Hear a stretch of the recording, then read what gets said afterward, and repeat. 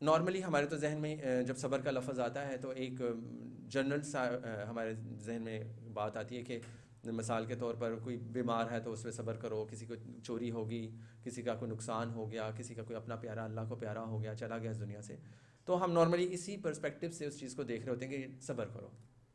یہ بھی ایک صبر کی قسم ہے. نو ڈاؤٹ تکلیفوں میں، آزمائشوں میں، پریشانیوں میں اللہ تعالیٰ کی رضا کے ساتھ راضی رہنا صبر ہے. ایک یہ ٹائپ بہت امپورٹنٹ ہے. جو دو امپورٹنٹ ٹائپس جو نارملی جن کو میں سمجھتا ہوں کہ آپ لوگوں کو ضرور اس چیز کے اوپر غور کرنا چاہیے، اور عموماً ہم اس چیز کے اوپر نظر ثانی نہیں کرتے. دوسری ٹائپ تو نعمتوں پہ صبر. آپ کہیں گے یہ کیسی بات؟ اللہ اکبر. نعمت پہ صبر کیا ہے؟ نعمت پہ صبر یہ کہ جب آپ کو اللہ سبحانہ و تعالیٰ نے کوئی نعمت دی ہے، آپ کو بیٹا دیا ہے، آپ کی شادی ہو رہی ہے، آپ کو کاروبار دیا ہے، آپ کا کوئی بہت بڑا آپ کو پروفٹ ہو گیا بزنس میں، آپ کو ترقی مل گئی ہے، تو اس پہ کیا صبر؟ اس پہ صبر یہ کہ اپنی ذات کو کنٹرول میں رکھیں، آپے سے باہر نہ ہو. نارملی وہاں پہ ہمارا صبر اس پرسپیکٹو میں سمجھیں کہ جب ہمیں کوئی نعمت ملتی ہے تو ہم بھول جاتے ہیں کہ کس نے ہمیں نعمت دی ہے، اور ہمیں کیسے شادی کرنی چاہیے، ہمیں کیسے غمی کو منانا چاہیے، ہمیں بیٹا اللہ سبحانہ و تعالیٰ نے دیا، اتنی بڑی نعمت دی، بیٹا دیا یا بیٹی دی، تو ہمیں اس کو اللہ کے شکر کے ساتھ، صبر و تحمل کے ساتھ، اللہ کے بتائے ہوئے راستے کے ساتھ سیلیبریٹ کرنا چاہیے نا. نہ کہ ہم ان راستوں کے اوپر چل پڑیں یا اس راستے کو اڈاپٹ کریں جس سے اللہ تعالیٰ کی نافرمانی. دیکھتے ہیں آپ اپنے معاشرے میں یہی چیزیں دیکھتے ہیں نا کہ جب ہمیں کوئی نعمت ملتی ہے، موسٹلی میں آپ کو کامن سی بات بتاتا ہوں، ایک جو نارمل آپ کے مشاہدے میں بھی ہوں گی اور آپ لوگ دیکھتے ہوں گے، ایک چیز جب ہمارے گھر بیٹا ہوتا ہے، اسپیشلی بیٹی تو ہوتی ہے لیکن بعض لوگ اس پہ اتنا خوش نہیں ہوتے، لیکن میں بیٹے کی مثال دے رہا ہوں. خوشی دونوں کی ہونی چاہیے، دونوں ہی اللہ تعالیٰ کی بہت بڑی نعمتیں اور رحمتیں ہیں.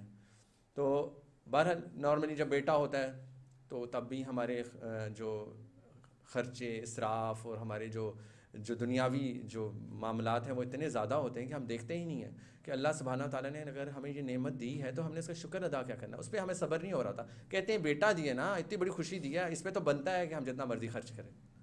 اچھا، ایک اور چیز بھی نعمتوں پہ صبر کیوں زیادہ امپورٹنٹ ہے کہ کیونکہ اللہ تعالیٰ کا ایک نظام ہے. اللہ تعالیٰ جب ہمیں نعمتیں دیتا ہے تو اس کے ساتھ ہمیں ٹیسٹ کیا جاتا ہے. ہر نعمت کے ساتھ ایک ٹیسٹ ہوتا ہے.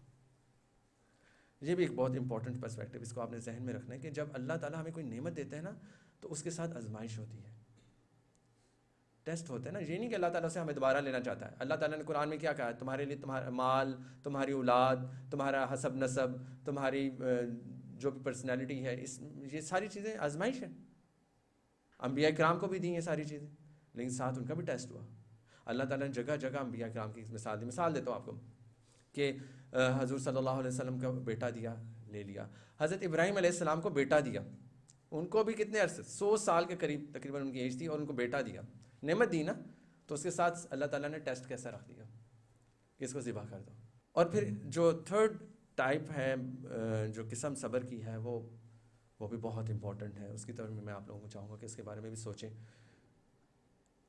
جس کو ہم کہہ سکتے ہیں کہ اعمال کی، جو ہمارے اعمال ہیں ان کے اوپر صبر، کہ ہماری جو نیکیاں ہیں، اور جسے کہہ لیں اطاعت کے اوپر صبر.